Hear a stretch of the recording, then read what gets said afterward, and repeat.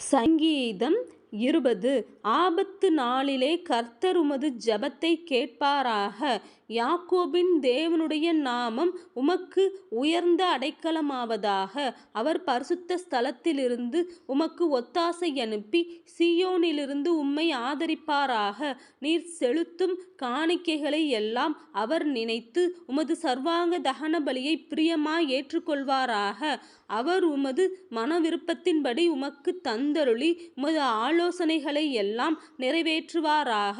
நாங்கள் உமது இரட்சிப்பினால் மகிழ்ந்து எங்கள் தேவனுடைய நாமத்திலே கொடியேற்றுவோம்.